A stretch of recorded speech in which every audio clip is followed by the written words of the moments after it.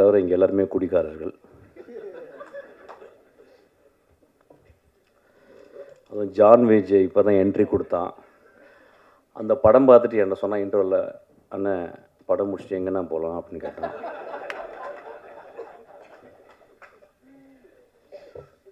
தமிழ் சினிமாவில் அதிகமாக குடித்தவனும் குடித்து கொண்டிருப்பவனும் குடிக்கப் போவனும் நானே.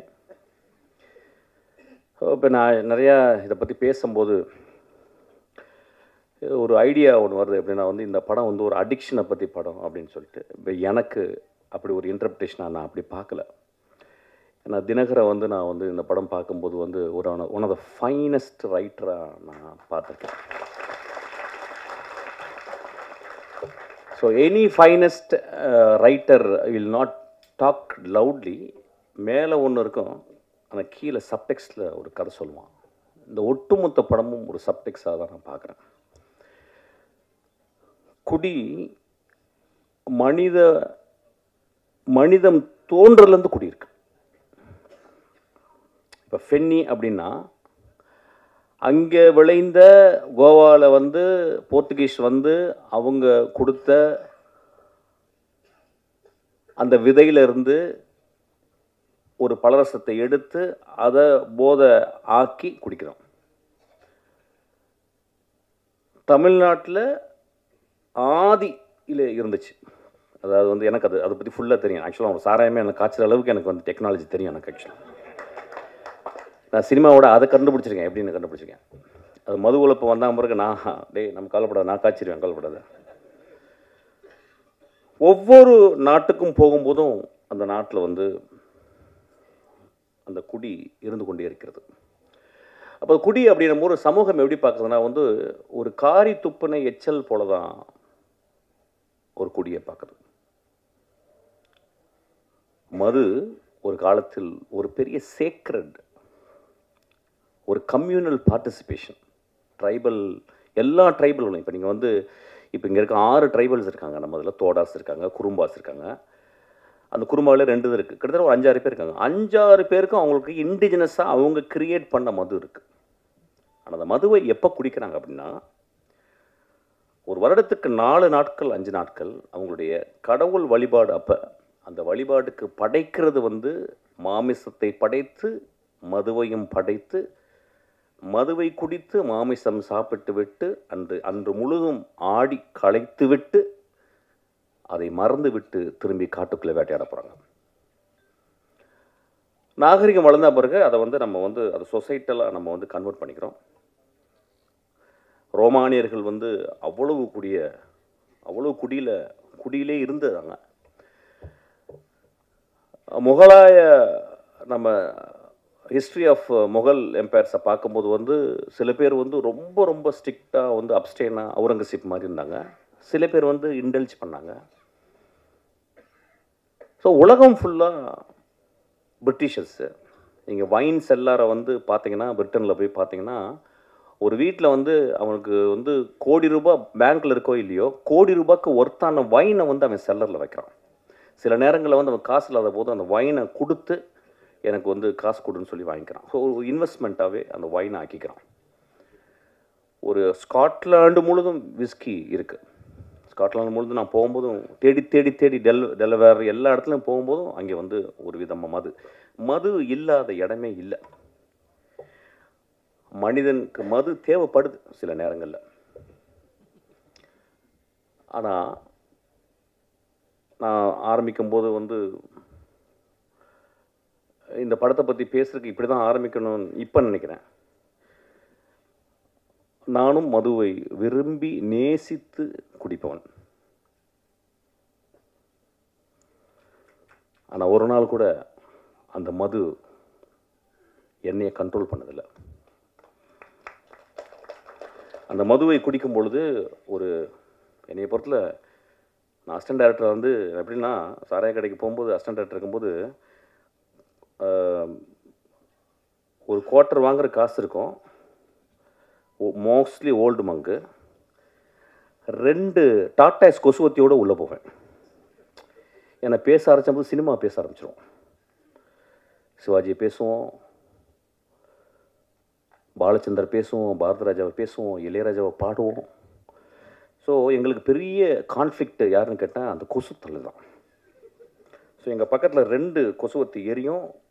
ஒரே ஒரு குவார்ட்டரை ஓப்பன் பண்ணி அடிக்க ஆரம்பிப்போம், பேச ஆரம்பிப்போம். அப்புறம் நான் பாட ஆரம்பிப்பேன். எங்கேருந்தோ ஒரு குவார்ட்டர் வந்துடும் எனக்கு, நான் பாட ஆரம்பித்த மாதிரி.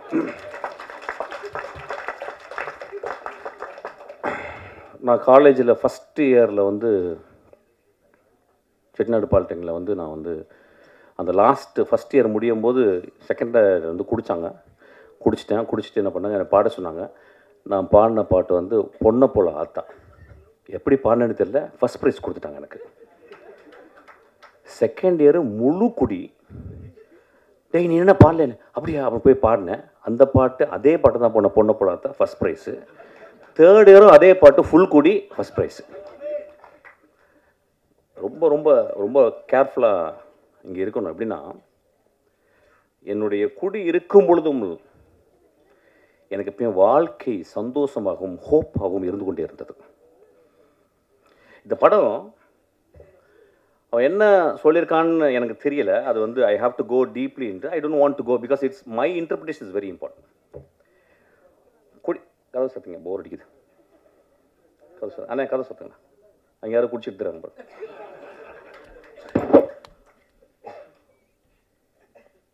குடி நோயாகுதுன்னு சொல்கிறாங்கல்ல, அந்த நோயாகிறதுக்கு காரணம் என்னன்னு பார்க்கணும். இந்த குடியில் நோயாகும் மனிதர்களை நீங்கள் 99 விழுக்காடு one of the greatest human பீயிங்ஸாக இருக்காங்க. பார்த்துருக்கீங்களா? ஃப்ரான்சிஸ் கிருபா இதே மடியில் உட்காந்துருக்கும் போது, ஃப்ரான்சிஸ் கிருபா ராம் பேசிக்கிருக்கான், நான் உட்காந்துருக்கேன். ஃப்ரான்சிஸ் கிருபா இங்கே வந்து உட்காந்து அவன் பேசுகிறான். நான் தான் திட்டி வெளியே அனுப்புனேன். நான் வெளியே போன பிறகு, என்னடா மகனே இப்படி பண்ணுறடா அப்படின்னு. எவ்வளோ பெரிய கவிஞன்டா. இன்னைக்கு என்னுடைய நண்பன் சங்கர் சுப்பிரமணியம், மிகப்பெரிய எழுத்தாளன், பெரிய கவிஞன். அவன் எழுதின ஒரே நாவலை, ஐ திங்க் கனியே ஏதோ ஒரு நாவலை படிச்சுக்கிருக்கான். எப்படி படிச்சுக்கிருக்கான்னா, விழுந்து படிச்சுக்கிருக்காரு சங்கர். கன்னி என்ற ஒவ்வொருவரையும் வந்து சங்கர் சொல்லியிருக்கான். அப்போ அந்த மனிதன் அவ்வளவு நுட்பமாக தமிழ்நாட்டில் ஒரு மிகச்சிறந்த எழுத்தாளன், சீக்கிரம் சூரியன் மாதிரி வந்து மறைஞ்சிட்டு போயிட்டான். அப்போ ஏன் அவன் அடிக்ஷனுக்குள்ளே போனான் அப்படிங்கும்போது ரொம்ப ரொம்ப நுட்பமாக கவனிக்கணும். நம்ம வீட்டில் இருந்து ஒரு கிலோமீட்டருக்குள்ளே, ஒரு அரை கிலோமீட்டருக்குள்ளே நம்ம நண்பர்கள் சில பேர் வந்து போகிறதுக்கு காரணம் இந்த சமூகம் கொடுக்கும் அழுத்தம். இந்த படம் பார்த்துட்டு வந்து ரொம்ப கேர்ஃபுல்லான விஷயம் வந்து, என்னுடைய மகனை, எனக்கு மகன் இருந்தால், என்னுடைய நண்பன் இருந்தால் நான் எப்படி பார்த்துக்கணும்னு ரொம்ப முக்கியம். ஒருத்தன் ஒரு குடிக்குள்ளே போயிட்டு அவன் வந்து அடிக்ட் ஆகிறான் அப்படின்றது. ஏன்னா எல்லாருமே அடிக்ஷன் தான். ஃபோன் அடிக்ஷன், இப்போ நம்ம வந்து வெற்றி சொன்ன மாதிரி வந்து கேட்ஜெட் அடிக்ஷன், இன்ஸ்டாகிராம் அடிக்ஷனு. இப்போ நம்ம இன்ஸ்டாகிராமில் பார்க்குறோம், எனக்கு ரொம்ப ஆச்சரியமான ஃபெனோமெனன் பார்க்குறேன். எல்லா பொண்ணுங்களும் டான்ஸ் ஆடுறாங்க. என்னென்னு புரியல தமிழ்நாட்டில், இந்தியா ஃபுல்லாக எனக்கு புரியல. எனக்கு என்ன எல்லாருமே விழுன்றாங்க. அப்புறம் என்னமோ செக்ஸியாக முதல்லாம் கடிக்கிறாங்க. எனக்கு புரியவே இல்லை. இதோட அடிக்ஷன் உலகத்தில் இருக்க முடியும்? எனக்கு புரியல. ஒரு அழகான பெண், என் மகள், யாரோ ஒருத்தி அழகு லட்சணமாக இருக்கா. அவள் வந்து ஒரு ஒரு கேவலமான ஓத்தாங்கம்மா ஒரு பாட்டு இருக்கும். அந்த பாட்டை பார்த்துக்கிட்டு அவள் உதரெல்லாம் கடிச்சிக்கிட்டு ஊ ஈ அப்படின்னு சொல்கிறாள். நண்பர்களை, இதை விட மோசமான அடிக்ஷன் இந்த சமூகத்தில் இருக்கான்னு கேட்குறேன். அடிக்ஷன் எங்கே இல்லை? இந்த வரப்போது இந்த ஐபிஎல் வரப்போகுது. நம்மளாம் அடிக்ஷன் இல்லையா? சினிமா விட்டு அப்படியே நேராக போய் வாயை திறந்து பார்த்துட்டே இருப்போம். டோனி ரிட்டையரே ஆக போகிறது கிடையாது. டெண்டுல்கர் தொப்பையோடு வந்து ஆடுவார். நம்ம அடிக்ஷன் இல்லையா? இந்தியா பாகிஸ்தானை எத்தனை வாட்டி தோற்றுருக்கோம், ஜெயிச்சிருக்கோம். நாளைக்கு இந்தியா பாகிஸ்தானை நாக்க திறந்து பார்ப்போம் அப்படின்னு பார்க்க போகிறோம். Are we not addicted? சினிமாவை முதல் ஷோ போய் பார்க்குறது அடிக்ஷன் கிடையாதா? ரசிகர் மன்றவங்க பெரிய பெரிய கார்ட்போர்டை வச்சு அதில் பால் ஊற்றுறது அடிக்ஷன் கிடையாதா? எது அடிக்ஷன் இல்லை? எனக்கு கல்யாணம்னா, எனக்கு பட்டு புடவை இல்லைன்னா கல்யாணமே இல்லைன்னு சொல்லி ஒரு பொம்பளை சொன்னால் அதுவும் அடிக்ஷன் தான். when we are so obsessed with something, it is called addiction. நம்ம அடிக்ஷன் நம்ம எப்படி ரொம்ப ரொம்ப அப்படி பார்க்கணும், ரொம்ப கேர்ஃபுல்லாக பார்க்கணும். இது ஒரு நல்ல ஒரு ஆப்பர்ச்சுனிட்டி தான் பார்க்குறேன் அவனுக்கு. ரொம்ப ஐ ஷுட் தேங்க் யூ. அந்த படத்தில் அப்படி இந்த நோயின்னு சொல்கிறாங்களா, அந்த அடிக்ஷன் ஆகி நோய் ஆன பிறகு அவங்க திரும்பி வர்றதுக்கு வாய்ப்பு இல்லைங்கும்போது, நிஜ வாழ்க்கையில் நிறைய பேர் அடிக்ஷன் ஆகி அந்த இடத்துக்கு போகும்போது அது அது அது ஒரு point of no return. That is a point. I don't call it as a disease. I may even call it as a noble disease. நான் பார்த்துருக்கேன், ஒரு குடிகாரன் ரொம்ப ரேரஸ்ட்டு தான். அவன் வந்து யாராவது போய் பொறுக்கி பசங்க குடிச்சிட்டு அடிப்பாங்க. ஆனால் ஒரு வீட்டில் 2 குழந்தைகள், பெண் குழந்தைகள் இருந்து, ஒரு அழகான பெண் இருந்து, அம்மா இருந்து, அவன் குடிச்சிட்டு போய் வீட்டில் கிடக்கிறான். நான் நிறைய பேர் பார்த்துருக்கேன். என்னுடைய மனைவியினுடைய தந்தையார் அவர் அப்படியே அமைதியாக ஈவினிங் வந்து அப்படியே மெதுவாக குடிக்க ஆரம்பித்து கத்த ஆரம்பிப்பார். அப்படியே அப்புறம் தூங்கிடுவார். அந்த ஈவினிங் முடியலை. நான் பார்த்து, என்னடா அது நல்லா தானே இருக்கார், காலையில் நல்லா தான் இருக்கார், மாப்பிள்ளைலாம் பேசுகிறாரு, நைட்டானா அவங்க குடிச்சிட்டு. ஆனால் எந்த வச்சுக்க மாட்டேன். நான் அவர் ஒரு பெரிய குடிக்கிறாருல்ல, நான் செஞ்சிருவேங்கனால கொஞ்சம் அவர் பயந்து அப்படி அட்ஜஸ்ட் பண்ணிடல. அப்போ நான் பார்க்குறேன், இந்த சமூகத்தில் யார் குடிக்காரில்ல. நான் அதான் தான் சொல்கிறேன், நான் பெரிய குடிக்காரன். ஆனால் எனக்கு பெரிய ஹோப் இருக்குது. எனக்கு மிகப்பெரிய போதை அதை விட இருக்குது. அது சினிமா. மிகப்பெரிய போதை எனக்கு அது இருக்குது. அது வந்து குரசவா. மிகப்பெரிய போதை இருக்குது. ஒருத்தன் இருக்கான் பாரு, இளையராஜான்னு ஒருத்தன். பிடிச்சிட்டு அதுதான் சைட் டிஷ். எனக்குலாம் போட்டு சைட் டிஷ் அதுதான். மனிதர்களை அதிகமாக குடிகாரன் ஆக்குனதும் அவர் தான் வச்சுங்களேன். ஏன்னா இனிஷியேஷன் அங்கே தான் நடக்கும் ஆக்சுவலி. இல்லை நான் சொல்கிறேன், once in while I just go out actually. ஏன்னா ரொம்ப சீரியஸாக பேச முடியாது. ஏன்னா திடீர்னு ரஞ்சித் படப்படன்னு பேசிட்டே இருந்தான். என்னடா அப்படி பேசுகிறான், சீரியஸாக பேசுகிறான்னு அப்படி I cannot talk that. So பரவாயில்ல, சின்ன கான்ட்ரவர்சி வரட்டேன், அப்புறம் இன்ட்ரெஸ்டிங்காக இருக்கணும் இல்லையா ஏதாவது. அப்போ so we have to think very sincerely. இந்த படம் வந்து எல்லாருமே பார்க்கும்போது உடனே ஒரு கட்டம் கட்டியோ அவன் தான் பயந்துக்கிட்டே இருக்கான் வீட்டில் புளிச்ச கரிசி 24ஆம் தேதி எல்லாம் குடிகார கதை பண்ண நினச்சிக்கிறேன். ஏங்க ஒரு எக்ஸ்ட்ராடனரி ரைட்டர் நான் சொல்லிட்டேன். அவன் எக்ஸ்ட்ராடனரி ரைட்டர் என்ன பண்ணுறான், தான் முதல் படம் எடுக்கும்போது அவன் தேர்ந்தெடுக்கிறான் என்ன கதை பண்ணலான்னு. எப்படியாவது ஒரு குத்துப்பாட்டு வச்சு ஒப்பேத்திடலாம், ஒரு பெரிய தலைக்கு வந்து கதை சொல்லி எதாவது பண்ணிடலாம், ஏதோ ஒன்று சொல்லி பண்ணிடலாம், இப்படிலாம். அவன் தன் சமூகத்தையும் தான் வாழ்ந்த இடத்தையும் அவன் சேகரித்த அந்த ஆர்ட் மூலிமா உத்துப்பாக்க தெரிஞ்ச எல்லா விஷயங்களையும் கம்பைல் பண்ணிட்டு யோசிக்கிறான். அவனுக்கு வந்திருக்கும், ஏன் ஒரு மனிதன் குடியால் பாதிக்கப்பட்ட ஒரு மனிதனே நான் புரோட்டாகனிஸ்டாக, நான் ஒரு கதாநாயகன் நான் ஏன் சொல்ல வேண்டும் அப்படின்னா, இந்த பாயிண்ட் ஆஃப் நோ ரிட்டனுக்கு போன மனிதர்கள் இருக்காங்க பாருங்களேன். இப்போ பாருங்கள், அந்த நான் சொன்ன அந்த ஃப்ரான்சிஸ் கிருபா, அவன் அந்த பாயிண்ட் ஆஃப் நோ ரிட்டன் போய் வர முடியல. 99 விழுக்காடு அந்த இடத்துக்கு போன பிறகு அவங்களால வர முடியல. ஸோ ஒரு குடிகாரர்கள் ஆகுவதற்கு மிகப்பெரிய காரணம் ஒன்றும் இல்லை. கனடா நாட்டில் ஃபர்ஸ்ட் நேஷன்ஸு அங்கே இருந்த மனிதர்கள், அமெரிக்கா நாட்டினுடைய அங்கே இருந்த செவ்விந்தியர்களை நம்ம போயிட்டு கொன்று இழுத்து அவங்கள ரோட்டில் விட்டுட்டு குடியை வாங்கி கொடுத்தோம். அவன் நிலத்தில் மரங்களோடையும் பறவைகளோடையும் நிலத்துலையும் வாழ்ந்த மனிதனை அவன் நிலத்தை பறிச்சுக்கிட்டு, எப்படி வெள்ளைக்காரன் வந்து நம்ம நிலத்தை பறிச்சான் பாருங்க, பறிச்சுட்டு அவனுக்கு குடியை வாங்கி கொடுத்தோம். நண்பர்களே, நீங்கள் கனடா போனீங்கன்னா இங்கே என்ன ட்ரிபிள்ஏ இருக்குது, அங்கே அவ்வளவு ரீஹாப் சென்டர்ஸ் இருக்குது.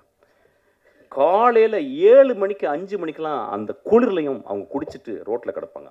பனியில் கிடக்கிற ஆளுங்க நான் பார்த்துருக்கேன். ஏன் வந்துச்சுன்னு நம்ம பார்க்கணும். நம்ம ரொம்ப தள்ளி போய்ட்டு ஒரு காரி துப்புற மாதிரி ஒரு குடிகாரம் படுத்திருக்கும் போது அப்படி பார்த்து போயிடுறோம். அவன் ஒருவேளை ஃப்ரான்சிஸ் கிருபாவாக இருக்கலாம். ஃப்ரான்சிஸ் கிருபா ஏன் அப்படி வந்தான்னா, நீங்கள் ஃப்ரான்சிஸ் கிருபாவுடைய லைஃப்பை போயிட்டு நீங்கள் போய் பார்க்கணும். அதுக்கு யாராவது ஒரு நிச்சயம் ஒரு காரணம் இருக்கும். ஒரு குடிகாரர்களாக இந்த சமூகத்தில் புறந்தள்ளப்பட்டவர்கள், அதுக்கு நம்மளும் ஒரு காரணம் நான் சொல்ல வரேன். அதுக்காக தான் அந்த படம் எடுத்திருக்கேன். அந்த படத்தினுடைய முதல் பகுதியில் வந்து ஒரு கதைக்கு தேவையான எஸ்டபிளிஷ்மெண்ட் மட்டும் அவன் பண்ணியிருக்கான். அவன் அது ரொம்ப போக முடியல. ஆனால் அது ரொம்ப எனக்கு வந்து பொருந்தமாக இருந்துச்சு. ஏன்னா குடிகாரர்களை பற்றி நான் பார்த்துக்கிட்டே இருக்கேன். நானே குடிகாரன், எனக்கே தெரியும். என்னையே அப்பப்போ கன்னடில் போய் பார்ப்பேன். ஆக்சுவலாக அந்த மனிதனுக்கு ஹோப் இல்லை லைஃப்பில். ஏன்னா ஒரு கடுமையான வறுமை. அவன் ஒரு பெரிய ஆர்டிஸ்ட். அவன் சொல்கிறான், ஏய் என் வேலையை நீ சொல்லாதறான்றான் குடிச்சிட்டு. ஆனால் குடிச்சிட்டு சொல்கிறான். அவனை யாராவது அங்கே இருக்கவன், அண்ணா நீ எவ்வளோ பெரிய ஆர்டிஸ்ட்னா, நான் சாயங்காலம் குடினா, ஆனால் இந்த ஆர்ட் ரொம்ப முக்கியம்னு. ஒருவேளை அவனுக்கு இந்த சமூகம் சரியான வேலையையும் சரியான அவனுடைய அவனுடைய அறிவுக்கு அங்கீகாரம் கொடுத்திருந்தால் அவன் குடித்திருக்க மாட்டான். அவன் ரோட்டில் போய் யாரையுமே அடிக்கலைங்க அந்த படத்தில். அவன் ரோட்டில் போகிற பொம்பளையை கை பிடிச்சிருக்கல. தன் மனைவி, தான் கைவிட்டு போன மனைவி இன்னொரு மனிதனோடு நிற்கும் போதும் இவன் எழுதின அந்த கதாபாத்திரம் ரொம்ப அமைதியாக இருக்கு. அவன் போய் சட்டை பிடிக்கலங்க. உலகத்தின் மிகச்சிறந்த சீனுங்க அது. அந்த இடத்துல அப்படியே நிற்கிறான். அமீர் சொன்னார், ரொம்ப அழகாக சொன்னார். ரொம்ப நுட்பமான மனிதன் அவர் சொன்னார். அந்த மனைவி கேட்குறா, 10 வருஷம் என் ஆசை விட்டுட்டு போயிட்டேடா. ஏடா 10 வருஷம் முதல் நாள்லேருந்து குடிக்கிறேன். 10 வருஷம் எங்கள் அப்பா அம்மா பொத்து ஓன்ட்டு கொடுத்தாங்கடா. உன்னை நம்பி வந்தேனடா. 10 வருஷம் என் இளமையை இழந்துட்டேனடா. நீ குடிக்கும் போது மட்டும், குடிச்சிட்டு போதை வரும்போது மட்டும் என் பக்கத்தில் வந்து படுத்திருக்கேடா. என் உள்ளத்தை நீ வந்து என்னைக்காவது பார்த்துருக்கியாடா? உடலை மட்டும்தான்டா பார்த்துருக்கேன். நான் சமைச்சு போட்ட மீன் குழம்பை மட்டும்தான்டா ரசிச்சிருக்கேன். என் உள்ளத்தை ரசிச்சிருக்கியான்னு கேட்குறான். ரொம்ப எக்ஸ்ட்ரானரியான ஒரு இடம். ஆனால் அந்த மனிதன் அந்த இடத்துல ரொம்ப அமைதியாக நிற்கிறான். ஸோ ரொம்ப ரொம்ப careful. Cinema it is not just portray facts, it is a fictional reality. ரியாலிட்டியோடைய பெருசு நான் ஃபிக்ஷன் சொல்லுவேன். இல்லைன்னா காஃப்காவுடைய மாஸ்டர்மார்ஃபசிஸை இன்னும் இந்த உலகம் படிச்சுட்டு இருக்குமா? One day Gregor Samsa woke up and found he became a vermin or an insect அப்படின்னு சொல்கிற இதை விடவா ஒரு பெரிய ஒரு ஃபேரிடேல் இருக்க முடியும்? ஸோ இந்த படமும் ஒரு ஃபேரிடேலை தான் நான் பார்க்குறேன். ஏன்னா ஒரு நம்ம சமூகத்தில் ஒரு குடிச்சு கிடந்தவன் பக்கத்தில் பார்க்க மாட்டோம். குடிக்கிறவன் தன்னை அவனுக்கு பார்க்கறதுக்கு வாய்ப்பு கிடையாது. குடிகாரனோடு வாழ்ந்து கொண்டிருக்கும் அந்த குடும்பம் அவனை எப்படி அவனோட அன்பு செலுத்த முடியும்னு தெரியாது. இந்த படம் அதை சொல்லிக் கொடுக்கும். ஒரு குடிகாரன் இந்த படத்தை பார்த்தால் நான் ஹோப்போட நான் எப்படி வருவேன்னு இந்த படம் கற்றுக்கு தரும். ஒரு குடிகாரனோடு இருந்த ஒரு மனைவி இந்த படத்தை பார்த்தா என் மாமாவை, என் அத்தானை நான் பத்திரமாக எப்படி இன்னும் அன்பு செலுத்தி அவனை பத்திரமாக அந்த அந்த பாயிண்ட் ஆஃப் அந்த இறப்புலேருந்து நான் கொண்டு வருவேன்னு இந்த படம் கற்றுத்தருங்க.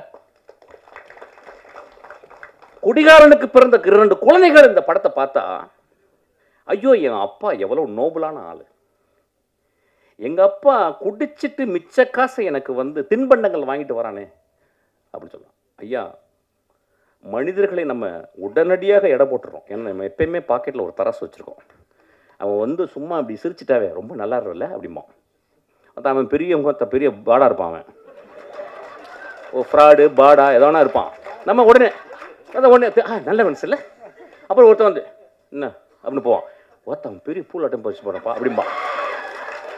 மனிதர்கள் நம்மளுடைய கொடுமையான அடிக்ஷன் என்னன்னா, உடனடியாக பாக்கெட்லேருந்து ஒரு த்ராஸ் எடுத்து போட்டு நில்லுப்பா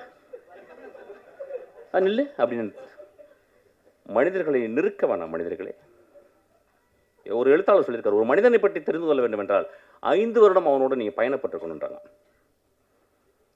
ஸோ மனிதர்களை நம்ம வந்து அவ்வளோ சீக்கிரம் குடிகாரலாம் ரொம்ப மோசம். நான் இன்னைக்கு குடிகாரர்களுக்காக பேச வந்திருக்கேன் ஆக்சுவலாக. ஏன்னா எல்லாருமே பயங்கரமாக அடிக்ஷன், ரொம்ப பழைய அடிக்ஷன். ஹோப் கொடுங்க ஒரு மனிதனுக்கு. ஒரு திரைப்படம் தான் இன்னைக்கு வாழ்க்கையில் ஹோப் கொடுக்குது. இந்த படம் ஹோப் கொடுக்குது. இவ்வளோ பேர் நிறைய குடிகாரர்கள் இருக்காங்க எனக்கு தெரியும். பிரபஞ்சன் மாதிரி வந்து குடிகாரர்கள், குடிப்பவர்கள். இந்த சமூகம் குடித்து கொண்டே தான் இருக்கும், குடித்து கொண்டே இருக்கும். ஏன் இப்போ வந்து கொக்கையை மூக்கில் பிடிச்சி இழுக்கலையா? எல்எஸ்டி வாயில் போட்டுக்கலையா? இப்போ எக்ஸ்டசி போடலையா? அதெல்லாம் வந்து ரொம்ப சூப்பராக வந்து அப்படியே வந்து பிஎம்டபிள்யூவில் வந்து இறங்கி எக்ஸ்டசி போட்டால் அவங்க ஒரு 16 வயசு பொண்ணு போடுது. சனிக்கிழமைகள் நீங்கள் போய் பாருங்கள், கருப்பு கலரில் ட்ரெஸ்ஸை போட்டுக்கிட்டு அப்படி கருப்பு தேவதைகளாக போயிட்டு ஃபுல் எக்ஸ்டசி தான். அது குடிகாரம் இல்லையா? அதை நம்ம வந்து சமூகத்தில் ஒத்துக்கிறோம். அவங்க வந்து ஆடிக்கிட்டு இருக்காங்க ரொம்ப சத்தமாக போட்டு. நிறைய பேர் என்ன பாருங்கள், எத்தனை ஆக்சிடெண்ட்டு ஒரு மாதத்துக்கு, எத்தனை ஆக்சிடெண்ட்டு. யார் ஆக்சிடெண்ட்டு? சைக்கிளில் போய் இடித்து குடிச்சிட்டு போய் அடித்து சாவடிக்கிறான். எத்தனை பணக்காரர்களுக்கு தன் மகளும் குடித்து கொண்டு இடித்து போகிறல, அதெல்லாம் தெரியல நம்மளுக்கு. குடிகாரர்களை ரொம்ப ரொம்ப கேர்ஃபுல்லாக பார்த்துக்கணும். ஹோப், இந்த படம் எனக்கு ஹோப்பாக தான் பார்க்குறேன். சிரிக்காதீங்க, அது உடனே ஜோக் ஆக்கிக்கிறீங்க. இந்த படம் ஒரு அப்படி தான் நான் பார்க்குறேன் இந்த படம். அப்போ திரும்பி அதாவது இப்போ மிஷ்கின் வந்து பேசினது, அது கொட்டுக்காலைக்கு அப்படி தான் பேசினேன். ஒருத்த கொட்டுக்கலிக்கு பேசிட்டான், ஒருத்த இதுக்கும் பேசிட்டான். வேற என்ன தலைவர்கள்லாம் நடிக்கிற படத்தையே போய் பேச முடியும்? நான் சமூகத்தில் நான் ஹோப்போடு வாழ்ந்து கொண்டிருப்பவன். இந்த படத்தை பார்த்துட்டு போனா நம்ம குடிக்கிறத நிப்பாட்டுவோம். அந்த மாதிரி சினிமாக்கு தான் சப்போர்ட் பண்ணணும். ஒரு கொட்டுக்காளியை பார்த்தா அது தலையில கொட்டுச்சு, அதை ஒத்துக்க முடியல. ஒரு சமூகத்தை தலையில கொட்டினான், ஒட்டுமொத்த சமூக தலைவன். கொட்டக்கூடிய படங்கள் தான் இதுவும். ஒரு காளி தான் அது. பாட்டில் தான் ஒரு காளி தான், ஒரு காளியாத்தா தான். அவன் காளியாத்தா உள்ள போனனால தான் அவனுக்கு இந்த படத்தை எழுத முடிச்சு. அவன் ஈஸியாக அப்படியே வந்து ஒரு படத்தை எடுத்து நீளம் போனச்சுன்னா மச்சான் ஒரு ஆட்டம் ஆடிட்டு ஒரு மொத்தம் அப்படி பண்ணா படம் நான் ஓடிடுமே. அவன் ஏன் கஷ்டப்படுறேன்னு சொல்கிறான். நான் கஷ்டப்பட்டு படம் எடுக்கிறேன், கஷ்டப்பட்டு படம் எடுறேன் மயிறு மொத்தம். நம்ம அதுதான் நான் வந்திருக்கோங்க. இன்னும் போகும்போது கையில் 2 பாட்டில் 2 வந்து ஊதுபத்தியெல்லாம் வச்சுட்டா உள்ளே போகிறோம். போனால் அப்படியே தான் எங்கள் அப்பா போனார், பார்த்தேன். அப்படியே வாய் ஆண் திறந்தே போனார். ஆக்சுவலாக அங்கேயும் மண் உள்ளே போயிடுச்சு. ரைட்டு. அங்கேயும் போகும்போது கத்துறான் எங்கள் அப்பா. நண்பர்களே, சினிமா ரொம்ப ரொம்ப அவசியம். ஏன் சொல்ல வரேன்னா, இதை வந்து ஒரு ஒர்க் ஆஃப் ஆர்ட். இப்போ வந்து சோமசுந்தரத்தை பற்றி நான் பேசணும்னு ஆசைப்பட்றேன். இப்போ நம்ம நிறைய பேர் வந்து ஆக்டிங் பற்றி பயங்கரமாக பேசுவோம். அப்பா என்ன நடிச்சிட்டாருப்பா, என்ன. இந்த படத்தை ஏன் தெரியுமா பார்க்கணும்? ஒரு ஒர்க் ஆஃப் ஆர்ட்டை நீங்கள் பார்க்கணும். எப்படி ஒரு நடிகன், சோமசுந்தரம் பற்றி எனக்கு தெரியும், ரொம்ப மிதமான மனிதர். அதாவது காணாம போய்டும். ஒரு படம் நடிப்பார், அப்படியே திருவண்ணாமலை போய் காணாம போய்ட்டார். அந்த எந்த பக்கம் போகிறாருன்னே தெரியல, இருக்கிறாருன்னு தெரியல. அவ்வளவு அசூசியாக ஃபீல் பண்ணுறாரு. சமூகத்தில் தான் ஒரு செலிபிரிட்டின்னு காட்டிக்கிறது. அவன் தான் மிகப்பெரிய செலிபிரிட்டி. ஒரு வாழும் கலைஞன், ஒரு நெஜ கலைஞன். அவன் போய் தன்னை அழிச்சுக்கிறான். இதை முடிச்சுட்டு அவன் அழிச்சுக்கிறான். இந்த படத்தில் நிறைய ஸ்டான்லி சார்ஸ்க்கு ஸ்கூலில் முதல் கிளாஸ் எப்படி எடுப்பாங்க, ஒரு கிளாஸை கையில் கொடுத்துட்டு குடிகாரன் மாதிரி நடிம்பாங்க. இப்போ நம்ம ஊரில் உடனே நம்ம இப்போ நம்ம இன்ஸ்டாகிராமில் நம்ம எல்லாருமே ஆக்டர். இப்போ பிறந்தவங்க எல்லாருமே ஆக்ட் பண்ணி ஆகணும் ஒரு படத்தில். இப்போ அந்த மாதிரி ஆயிடுச்சு. ஒரு காலத்தில் வந்து ஒரு 5 வருஷம் முன்னாடி ஷார்ட் ஃபிலிம் எடுக்கணும், ஷார்ட் ஃபிலிம் எடுத்தால் தான் கட்ட வேகுன்ற மாதிரி ஆயிடுச்சு. இப்போ எல்லாரும் நடிச்சா தான் கட்ட வேகம் ஆயிடுச்சு. இந்த சமூகத்தில் வந்து நடிப்பு அப்படின்றது அவ்வளோ எளிது. கண்ணாடி முன்னாடி தான் அழுது பார்த்துன்னு வச்சுக்கோங்க. பக்கத்தில் அம்மா சொன்னாங்க, டே நீ என்ன நடிக்கிறடா. எங்கள் தெரிஞ்ச ஒரு நண்பர்கள், ஹஸ்பண்ட் ஒய்ஃபு, அறிவானவங்க. ஹஸ்பண்ட் வந்து பெரிய இன்ஜினியரு, அம்மா வந்து அவங்களும் இன்ஜினியரு. அவங்க என்ன சொல்கிறாங்க, அவங்க பையன் சின்ன பையன், சார் இந்த பையன் நல்லா நடிக்கிறான் சார். நாங்கள் ஏன் மேடம் நடிக்கணும், சும்மா இருக்கும்போது ஏன் நடிக்கணும், ஏதாவது கேரக்டர் கொடுத்தா தான் நடிக்கணும், சும்மா இருக்கும்போது ஏன் அவங்க சொல்கிறாங்க. எப்படி ப்ராக்டிஸ், இப்போ பாருங்கள் நடிக்கிறேன் பாருங்கள். டேய் தம்பி அழுனோடனே அவன் அழுது கட்டுறான் அப்படின்னு. ஓத்தா எனக்கு ஏதாவது வச்சு உங்களோட வாயில் பிடிக்கும் போல. சமூகம் எப்படி இருக்கு பாருங்க. அதாவது இன்ஸ்டாகிராம திறந்தா நடிக்கிறான். என்ன புரியலையா? ஒரு ஆர்டிஸ்ட் பாருங்க, அவனை அந்த படம் இதுக்காகவே பாருங்க. ஏன் அந்த பாப்பாவையும் சோமசுந்தரத்தையும் பார்க்கணும், அஞ்சனால அவங்க பேர், ஏன் நீங்க வந்து பார்க்கணும் அப்படின்னா, சோமசுந்தரத்தை ஒரு சீன்ல குடிச்சிட்டு தண்ணியில கிடக்குறாரு. ஒரு நண்பன் வந்து தூக்குறான். அவர் அது கேமரா மேல இருந்து டாப் ஆங்கிள் கொஞ்சம் ஒரு 3/4 இருக்கு. அவர் அப்படி திரும்பி பார்க்குறாரு. எனக்கு நெஞ்சே வெடித்து போல இருந்துச்சு. 27 வருஷம் சினிமாவை ஒத்து பார்த்துக்கிருக்கேன். மிகச்சிறந்த நடிகர்களோடு நடிச்சுக்கிருக்கேன். என்னுடைய ட்ரெயினில் மிகச்சிறந்த நடிப்பை வந்து என் தம்பி வந்து விஜய் சேதுபதி கொடுத்துருக்கான். நான் அந்த சோமசுந்தரனுடைய அவன் திரும்பி அந்த உலகத்தை பார்க்குறான். இடதுபுறம் திரும்பி அதை டைரக்டர் சொல்லி கொடுக்கவே முடியாது. There is a territory where director cannot enter. Only an actor with extraordinary sensibility, with a zero ego, he performs. நண்பர்களே, அந்த ஒரு ஷாட்டுக்கு நீங்கள் கொடுக்குற 150 ரூபா ஈக்குவல் ஆகிடும். அந்த ஒரு ஷாட்டு உடனே ஒரு குரூப்பு போய் எழுதும், என்ன அப்படி பிடிங்கிட்டார், நாங்களும் தான் பார்த்தோம், இப்படி திரும்பினார், அவ்வளோதானே. எழுதுங்க நண்பர்களே, எழுதுங்க. நம்ம என்ன பண்ண முடியும்? நம்ம தான் தராசு வச்சுருக்கோமே, மிஷ்கின் ஒன்று சொல்லிட்டு அவங்க கல் இந்த பக்கம் வச்சிரு, மற்ற அப்படி தூக்கிடு சொல்லு. அதுக்கு தான் பண்ணுறேன். 25 வருஷம் என்னை திட்டி 25வது வருஷத்துக்கு இவனுக்கு ரசிகர் மன்றம் ஆயிடுவாங்க நீங்கள். அது நடக்கும். கண்டினியூஸாக தான் பண்ணிக்கிட்டு இருக்கேன். அப்போ நீங்கள் இப்போ இங்கே இருக்க ஜெனரேஷன், நியூ ஜெனரேஷன் என்ன பார்க்குறாங்கன்னா, நடிப்பு அப்படின்னா என்னன்னு ஒரு எழவே தெரியலைங்க.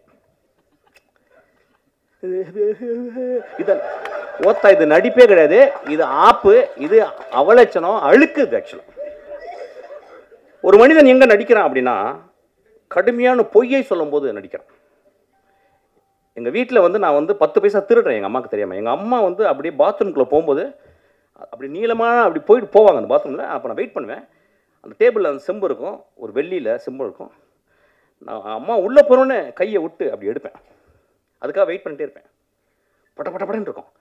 எடுத்து 20 நாள் சக்ஸஸ். ஆக்சுவலி 21 நாள் போனவன் வெளியே வந்துட்டான். அப்படியே போனா அப்படியே கையை விட்டு கீழே உழுந்து கீழே அடி அப்படியே நிற்கிறேன். எங்கள் அம்மாவுக்கு தெரியல, என்னடா பண்ண அப்படின்னாங்க.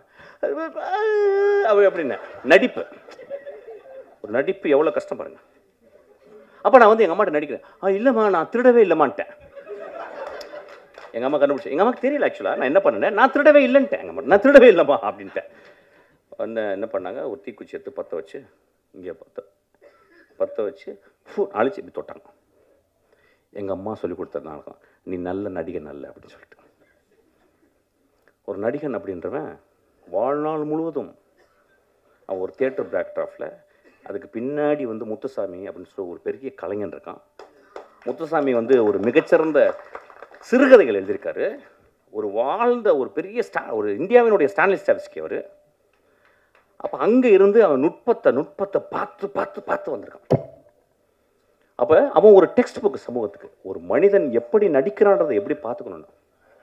அந்த பாப்பா நடிச்சிருக்கா. நான் சொன்னேன் படம் பார்த்து வந்து, போதுண்டி உனக்கு அப்படின்னு. நீ ரொம்ப வெயிட் பண்ணி இந்த பாரு பயங்கரமான கார்கள்லாம் வாங்கி பெரிய லெவலில் நடிக்கணும்னு நினைக்காத. உன் லைஃப்பில் ஒரு சத்யஜித் ரே படத்தில் நடித்தது அளவுக்கு நீ நடிச்சிட்டு போதுண்டி உனக்கு அப்படின்னு. ரொம்ப எக்ஸ்ட்ரானரியான ஒரு இந்த படத்தில் வந்து நான் வந்து இப்போ என்னென்னா, நம்ம வந்து என்ன நினைக்கிறோன்னா, சினிமாவை முழுக்க கேளிக்கையாகவே பார்க்குறோம். போனோடனே மச்சான் என்ன மச்சான் 5 நிமிஷத்தில் பாட்டு ஏதாவது வருதா, அப்புறம் என்ன, இதுதான் வீட்டில் நடந்துக்கிட்டே இருக்கேன்.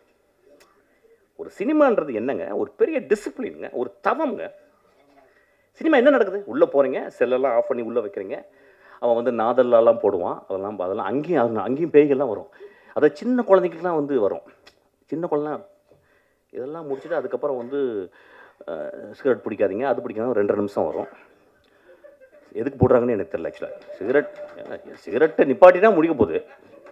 ஒரே ஒரு வார்த்தை, சிகரெட்டை நிப்பாட்டினா முடிஞ்சு போச்சு கதை. படம் ஃபுல்லாக சிகரெட்டு. அவன் நான் என் படத்தில் யாராவது குடித்தாங்கன்னா கீழே புகை பிடிக்காதுக்கு உடனடித்து கெடுது. எவ்வளோ போராக இருக்குங்க. உடம்புட்டு அங்கே தெரியுமே, அதை விட்டா தான் பண்ண பரவாயில்ல என்னப்போ. அப்போ அதெல்லாம் போட்டு ஒரு படத்துக்குள்ளே போகும்போது ஒரு மனிதனை அவன் காட்டுறான். ஒரு என்ன அழகான ஒரு டிரான்ஸ்ஃபர்மேஷனான ஒரு இடம் சினிமா. அந்த மாதிரி ஒரு சினிமா. ஸோ ஒரு கேளிக்கையாக மட்டும் சினிமா வந்து நீங்கள் இந்த படத்தை பார்க்காதீங்க. நான் சொல்லுவேன், இந்த படத்தை பார்க்காதீங்க ப்ளீஸ், வராதிங்க. சமூகத்தின் மேலே உங்களுக்கு, உங்கள் மேலே உங்களுக்கு, உங்கள் குழந்தைகள் மேலே உங்களுக்கு, உங்கள் தாய் தந்தையர் மேலே, உங்கள் நண்பர்கள் மேலே, உங்கள் பக்கத்து வீட்டில் இருக்க ஒரு நாய் மேலே உங்களுக்கு அன்பு இருந்தால் கூட நீங்கள் நல்ல திரைப்படங்களை தேடி போய் பாருங்கள். கேளிக்கை படங்களை பார்க்கணும், வேடிக்கை படங்களை பார்க்கணும். அது ஒரு ஆர்ட் ஃபார்ம். ஒரு எப்படி சொல்கிறது, ஒரு sub art form. This is a great art form. இந்த கிரேட் ஆர்ட் ஃபார்ம் அவன் எடுத்திருக்கான். இந்த படத்தில் வந்து அந்த பாரிடே எந்திரிச்சு சொல்கிறேன், அவன் நடிச்சிருக்கான். எனக்கு அவன் வந்து ஜமாலாம் நடித்தான். படம் பார்க்கல, ஜமான்னாங்க. என்னடா மற்ற ஜமான்னு விட்டுட்டேன். என் தம்பி வந்து கேட்டான், என்னடா ஜமா பார்க்கல. டே சரி ஜமா பார்க்கல, விட்றா, என்னடா பார்த்துக்கலாம்டா விட்றா. அவன் வந்து அப்பப்போ வருவான், வந்து ஒரு 2 தடவை ட்ரிங்க்ஸ் போட்டிருக்கான் என் கூட இப்படி நடுவில். இந்த படத்தில் அவன் வந்து ஒரு அடிக்டட், அதாவது எப்படி நான் அடிக்டட்னா தி அடிக்டட், அதாவது வந்து உலகத்தின் உச்சத்துக்கு ஒரு அடிக்ஷன் போங்கள்ல, அந்த கேரக்டர். அந்த அந்த கேரக்டர் நான் பார்த்துட்டு அவன் வந்து உடல் மொழி டைரக்டர் வாங்கியிருக்கான், முக பாவனைகள் எல்லாமே அவன் வெளியிட்டிருக்கான். எவ்ரி இன்ஸ்ட்ரக்ஷன்ஸ், அதாவது அந்த அந்த ஒரு கேரக்டரை பார்க்குறதுக்கு நீங்கள் 4 வாட்டி இந்த படத்தை பார்க்கலாம். ஒரு ஹோப்பே இல்லாத ஒரு கடைசியில் வந்துட்டு போகிற ஒரு character. What a beautifully etched, what a beautifully written character, what a beautifully directed character. Beautiful director, very proud of you. ஆனால் கொஞ்சம் தாடி எடு, ஆக்சுவலாக போர் அடிக்குது. அன்றைக்கே தாடி எடுக்க சொன்னேன் ஆக்சுவலாக. அது ஒரு படி பெரிய டேரக்டர் மாதிரி இப்படி தடவிட்டு எட்ரா அழகாக தானே எனக்கு மூஞ்சி உட்காரடே. சச் அ ஃபென்டாபுலஸ் எக்ஸ்பீரியன்ஸ் இந்த படத்தை நான் பார்த்தது. இப்போ இந்த படத்தை பார்க்கும்போது நான் அப்படிதான் சொல்லேன், எப்பயுமே ஒரு மேடையில் வந்து பேசும்போது இந்த படம் நல்லா இருந்துச்சு, இந்த படத்தை ஒரு வரை பார்த்தீங்கன்னா நல்லா இருக்குது அப்படின்னு போனேன்னு வச்சுங்களேன், அதுக்கு நான் எங்கேயாவது போய் பாத்ரூமில் போய் எங்கேயாவது வலிக்கு விழுந்திருக்கலாம் ஆக்சுவலாக. So I really want to tell something. It's a beautiful movie. எனக்கு என்னென்னா 2025 இந்த வர்ற நெக்ஸ்ட் ஜெனரேஷன் ரொம்ப நுட்பமாக தெரிஞ்சிச்சு. ஏன்னா அந்த 75-80 வருடம் சினிமாவை பார்த்து புளிச்சு போன புளி ஏப்பம் தெரியும் சொல்லுவாங்க, புளிச்ச ஏப்பன்னு சொல்லுவாங்கள்ல, அந்த புளிச்ச ஏப்பம் தான் எல்லாமே. இப்போ நானும் வெற்றிமாறன் நமீர்லாம் மறந்துக்கிட்டு இருக்கோம் என்ன பண்ணுறது அப்படின்னு. ஆனால் பண்ணிக்கிட்டே இருக்கோம். ஏன்னா எங்களுக்கு வந்து ரைட்டர்ஸ் ஹெல்ப் பண்ணிக்கிட்டே இருக்காங்க, எங்களுடைய ஆத்தர்ஸ் எங்களுக்கு வந்து எப்பயுமே ஹோப் கொடுத்துட்டே இருக்காங்க.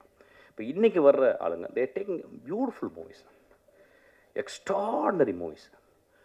இந்த படம் தமிழ் சினிமாவில் வந்து இந்த படத்தை போய் நீங்கள் போயிட்டு நீங்கள் வந்து தரசு எடுத்துகிட்டு போயிட்டு இந்த ஃபஸ்ட் ரீல் நல்லா இருந்துச்சு, செகண்ட் ரீல் நல்லா இருந்துச்சு, தேர்ட் ரீல், அந்த படத்தில் வந்து அந்த ரீஹாப் சென்டரில் நடக்கிற அவுட்ஸ்டாண்டிங் காமெடி நீங்கள் இது தமிழ் சினிமாவில் பார்த்துருக்க மாட்டேங்க. அந்த மனிதர் எங்கே அவர் யார் எங்கள் பேர் சார் இருந்துருங்க சார், ரொம்ப பியூட்டிஃபுல்லாக இருக்குது உங்களுக்கு தான் சார். மாறன் என்ன பெர்ஃபார்மன்ஸ், என்ன பெர்ஃபார்மன்ஸ், ஒரு பெரிய கிளாப் கொடுங்க.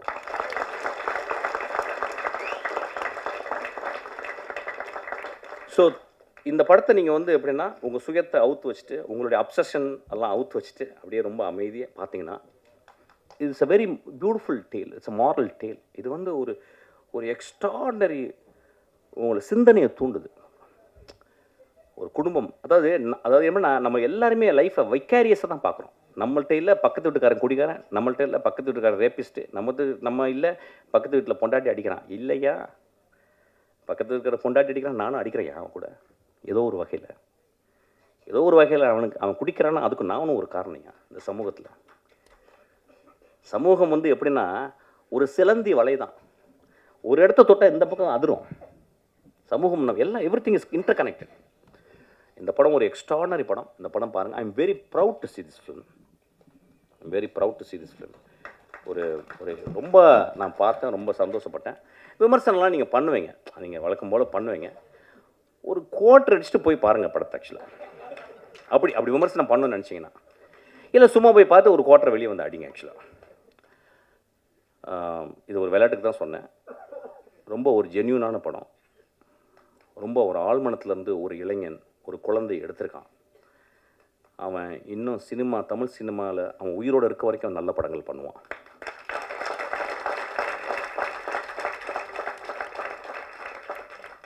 ரொம்ப நாளைக்கு அப்புறம் அவன் வந்து டைட்டிலில் போடும்போது தேங்க்ஸ் கார்டில் போகும்போது சிங்கிஸ் ஐத் மேத்தோன்னு போட்டிருந்தான். நான் அப்படியே ஷாக் ஆச்சு உடம்பு. ஒரு சிங்கிஸ் ஐத் மேத்தோவை படித்தவன் மட்டும்தான் அந்த சமூகத்தை அவ்வளோ நேசிக்க முடியும். ஒரு சிங்கிஸ் ஐத் மேத்தோவை படித்தவன் மட்டும்தான் ஒரு மனிதர்களை எப்படி உற்று பார்க்க முடியும்னு அவன் கற்றுக்கான். அவன் பெரும் கலைஞன். அவன் கற்றுக்கிட்டான். டால்ஸ்டாய், டாஸ்டாவஸ்கி ஒரு படி மேலே போனவன் அவன். ஆக்சுவலாக சிங்கிஸ் ஐத் மேத்தோ, நாங்கள்லாம் சிங்கிஸ் ஐத் மேத்தோ முதல் ஆசிரியனோ இல்லை குல்சாரியோ அல்லது ஜமீலாவோ படிக்காமல் நான்லாம் இந்த மேடல் இருந்திருக்க வாய்ப்பே இல்லை. ஸோ அவனை அந்த பார்த்தவொடனே எனக்கு அவ்வளோ சந்தோஷம். எனக்கு ரொம்ப ப்ரௌடாக ஃபீல் பண்ணேன். நல்ல படங்கள் நீ பண்ண போகிற ஃபுல்லாக. அதுக்கு நீலம் அவன் ரொம்ப எக்ஸ்ட்ராடினரியாக ஒர்க் பண்ணியிருக்கான். Thank you so much.